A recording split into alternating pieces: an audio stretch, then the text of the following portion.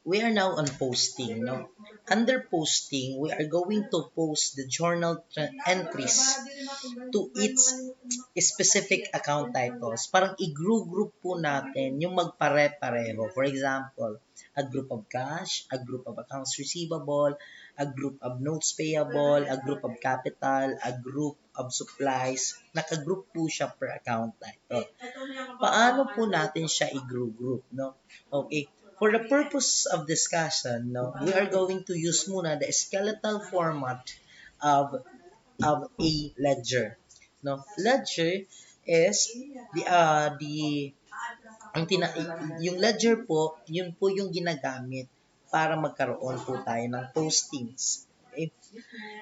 Pero for the purpose of discussion, for the purposes of discussion for today, we are going to use T account.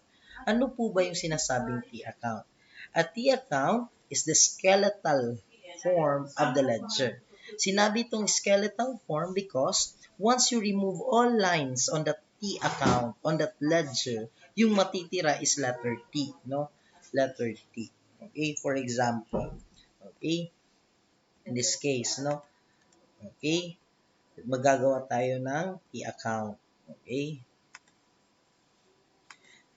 Okay? In every T account, isang account title po yun. Okay?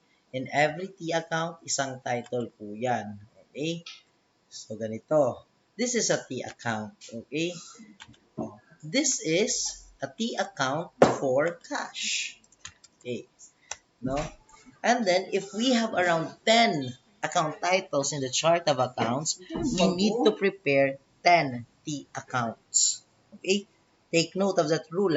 Again, if you are going to have 10, okay, 10 account titles in the chart of accounts, you need to have also a 10 T accounts. In this case, kasi wala naman pong chart of accounts na binigay, okay, pwede natin bilangin kung ilang account titles ang nagamit natin on the journal entries. Una, we have the cash na account title. Pangalawa, we have the A capital. We have the accounts receivable. We have the service revenue. We have the supplies. We have the insurance expense. We have the notes payable. We have the A drawing. So, from those, we have around 8 account titles used on the sample journal entries that we have. In this case, we are going to prepare also 8 T accounts. Okay, I will prepare 8 T accounts. Okay, no? Okay, Control C. Okay, that's the second one. And then, third one. Okay, the fourth T account. The fifth T account. The sixth. The seventh. Okay, the 8th T account. Okay. So we have 8 T account pero yung 8 yan, no? Iba-iba po yung account title for each T account. Okay? So we have a T account for the cash, okay? We have account title for the accounts receivable kasi may accounts receivable po sa journal entries natin. Okay? And then we have a T account for okay, A capital. Okay, we have a T account for A capital. So, palitan po ito nating cash ng A capital. And then, we have a T account as well for service revenue and supplies.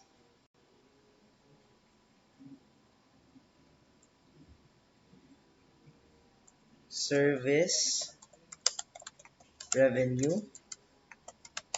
And then, we have supplies. Then, based on the journal entries that we have, we also have an account title for okay, Palitan lang po natin ito. Gawin natin service revenue for the purpose of consistency. Okay, we have notes payable and insurance expense. Notes payable and insurance expense.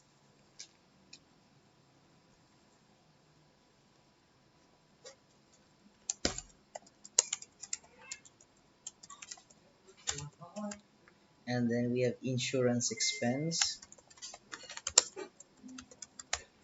And then we have a drawing. Okay. So yun po yung mga T accounts natin because we have 8 account titles used from the 7 journal entries. Okay. Paano po ginagawa yung posting? Take note that the T account has two sides, the debit and the credit side. No? The left side refers to the debit and the right side refers to credit. Okay, take note, no? In every T account, may dalawang side. We have the left side and the right side. The left side pertains to the debit side, while the right side pertains to the credit side. Okay, so we have debit, then we have credit. Okay, we have debit, we have credit, we have debit, then we have credit, we have debit, we have credit. Ayun, no?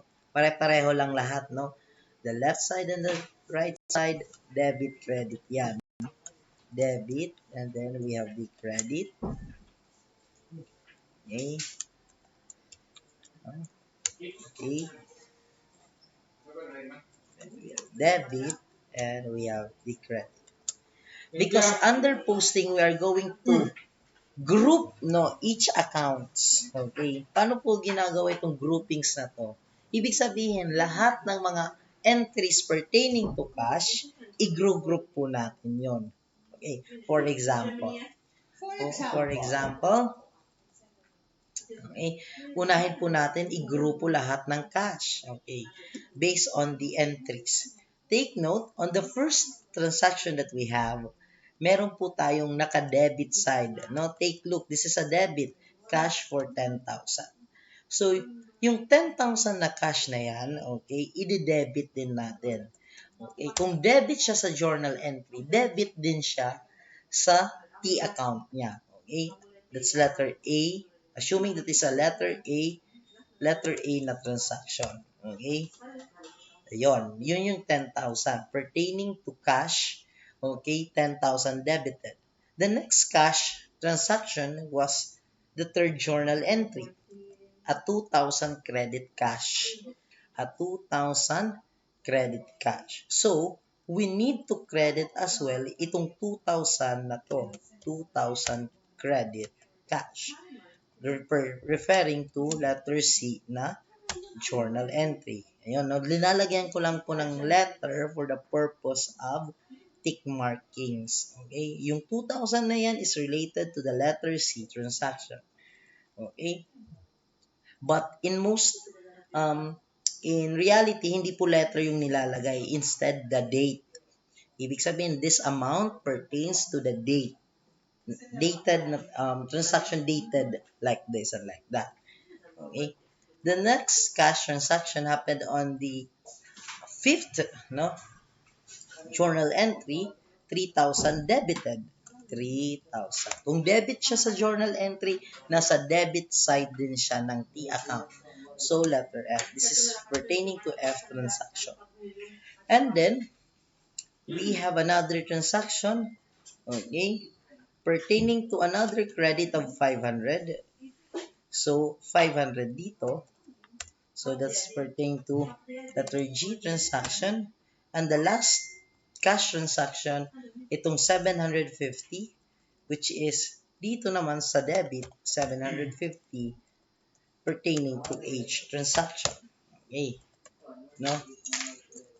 Okay. Sunod. Okay. We have the accounts receivable. Anong mga transaction pertaining to accounts receivable? We have 1, debit, kasi debit siya, sa debit din siya ilalagay sa T account. Okay? So, pertaining to letter B transaction, amounting to, the amount was, okay, magkano kaya yung amount? Tingnan po natin ulit sa taas, that is 3,500. Okay? That is 3,500.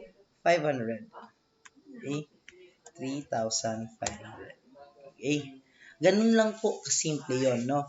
Lahat pong yon gagawin po natin. Kukumpyahin mo kung naka-debit siya doon, naka-debit din siya dito. Kung naka-credit siya sa journal entry, naka-credit din siya sa T account. Ganun lang po ang pag-posting.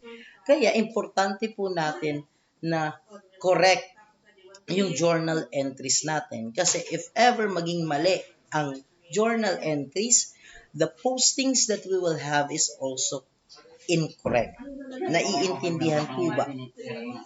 Guys, naiintindihan. Very procedural lang. Sir, pag matapos pong i-post lahat, ano po ang gagawin natin? Well, yung igagawin po natin, once ma-post na po lahat, i-total ang lahat ng debit. For example, in this case, sa cash account, no? Sa cash account. I-add ko lahat ng debit para makita kung magkano yung total debit na meron ako on the cash T account. Ganun din ang gagawin natin on the part of the credit. I-add din po natin. Okay? I-add din po natin. After adding both sides, the summation of debit and the summation of credit, okay? Ang last na po natin gagawin is to deduct, no? The lesser amount to the greater amount. Ibig sabihin ko po nun, dahil mas malaki yung 13,750, the debit side compared to the credit side na 2,500, yung 2,500 dapat ibawas sa 13,750 para makita natin magkano po yung balance ng account na yan. Yung balance, okay, will depend on the side na mas malaki.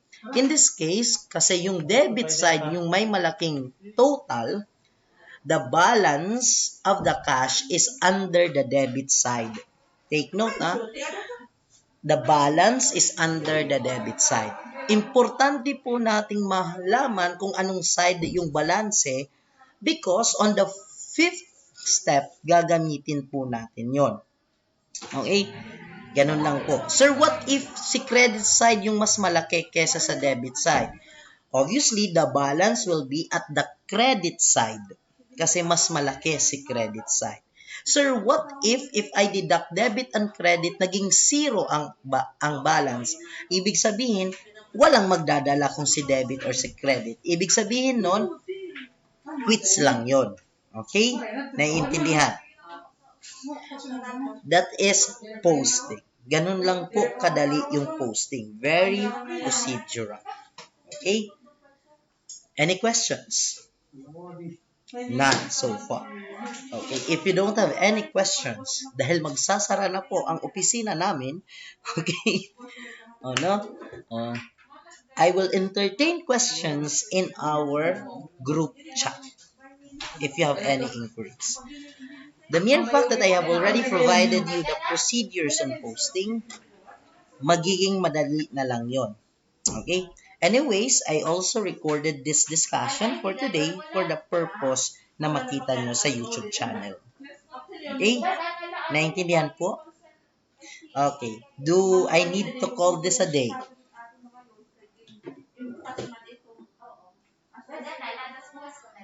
Okay na po ba tayo doon? Okay. Okay. Sige.